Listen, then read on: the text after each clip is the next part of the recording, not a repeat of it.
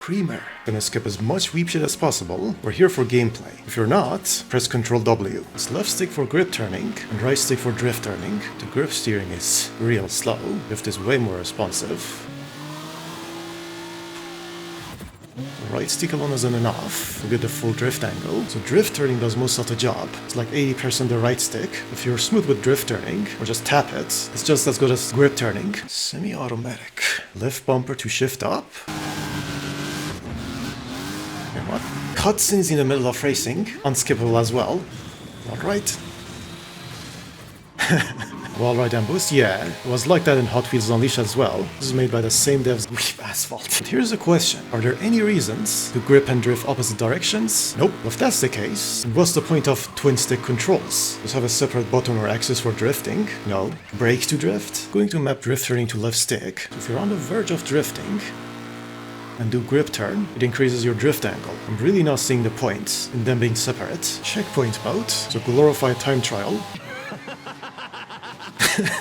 Voiceover off. It's not just that racing games have shit stories, it's that they're completely separate from gameplay. Just watching a movie alongside playing. What? The graphics. They put all this effort into style and visuals, but had to go for brake to slop handling. You're supposed to drift to turn sharper, except drifting activates an invisible boost that pushes you towards the wall. It's not intuitive. That's why you see brake to drift games have corners with incredibly large radius. This doesn't work at lower speeds. Also have to add a ton of downforce on top of that, making track elevation matter a lot less. Some levels are just cutscenes. At least they put more effort into vehicles than characters, but there's no dead zone or linearity options. They want to make a competitive game out of this. Execute KO on Green Reapers. Oh, there's one. Wait, the Green Reapers are blue? New car? Is it so slow? Now it's quite fast. This is like a separate speed class.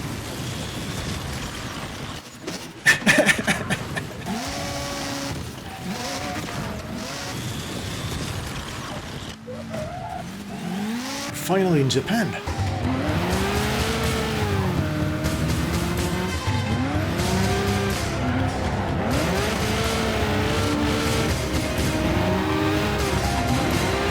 Sort of trying to follow the AI. They're not taking good racing lines. Engines now from Hot Wheels Unleashed.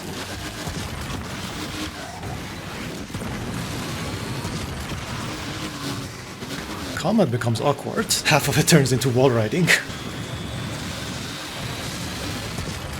Stay clear of the wall riding path if you want to live. Session 2. So as it turns out, you can map both grip and drift turning to the same stick in the game. That's what we'll do. Still need remapping tool for the baked-in dead zone. The steering being sensitive near the center. I'm not even using it. Tapping works just fine. Keyboard is more than viable, despite what the game suggests. Can't say if this is faster or not without proper testing. It's certainly simpler, easier, more intuitive, and less cramp-inducing. So yeah, the twin-stick turning turned out to be a useless gimmick, at least for the majority playing this. I'm low-key starting to like this. It actually handles better than modern NFS. Just touch them while power is active, and they die, and you get boost. It's not as much combat as it is boost management, so like Asphalt. This car is going to be meta, I can feel it. Looking good doesn't equal playing good, okay? There it is. Shortcut skipped like 3 corners. In that case, it's not a shortcut, it's the optimal racing line. 5 cutscenes in a row now.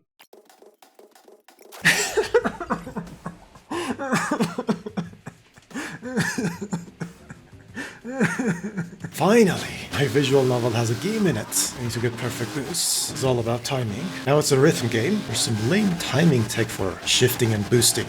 Press button when we tell you and get free speed. In some aspect the game is trying to be different, for the sake of being different. 1 stick was enough, for example. 2 energy balls feels unnecessary. And that's the career. But the game ends with a NASCAR race, followed by 10 cutscenes. Let's read reviews. It's 2026. The wall riding is still faster than taking corners. Quite high skill ceiling. We'll see about that in ranked, assuming it gets enough for players. A quantum redshift mention in 2026, certified vibe out, or as FH6 calls it, vibe driver. Guess this is a roast session now, so half the reviews so far have been about vibes. and story. Plays more like a visual novel with racing segments. Starting a review with sense of speed. 26 minutes of credits. We're in free race now. AI seems harder. About time. So there are 6 teams, 2 members and 1 leader. With leader cars being faster. This car is different from the rest. You boost whenever you want. Well, overheat. In that state, a wall touch kills you. It also recharges your other meter. It's the ultimate skill car. And how much wall touching there is in this game. 15 minutes in the checkpoint mode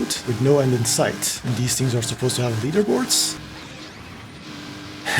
100 checkpoints. Yeah, finally. Well, that was pointless. It's even got something like wipeout zone mode. Always in a boosted state. Touch a wall and you die. Random car.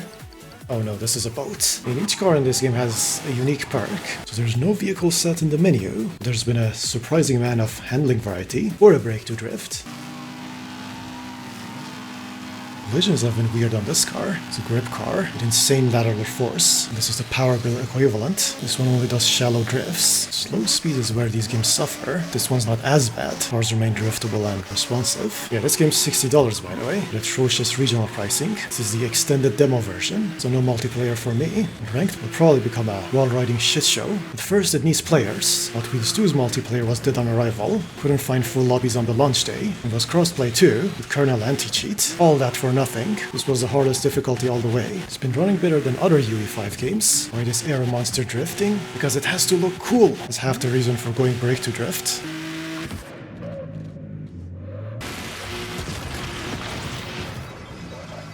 Calculate it.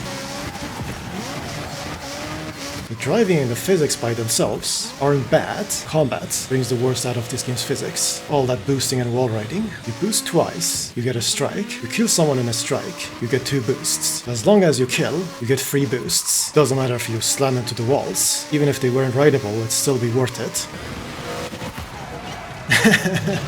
Most of the customizations is either shit, or you have to grind for them, or they're DLC. These models would make for good mods for other games. Volatile Echo. They really have an anti-wall ride modifier. That's it. 10 out of 10. Custom rules. No wall ride, no combat. This is much better, if the AI could handle it, that is. Yeah, no combat, but there's more deaths now, and also no free speed on shifting. You drop a lot of power near the red line, so it's still better to upshift manually. Ensure cars is possessed on an actual risk now. Still too OP. Yeah, slowdown would be better. Been over 15 hours now. The gameplay nowhere near lives up to the visuals and style. Not as bad as I expected. It's still quite mid. It's not worth $60.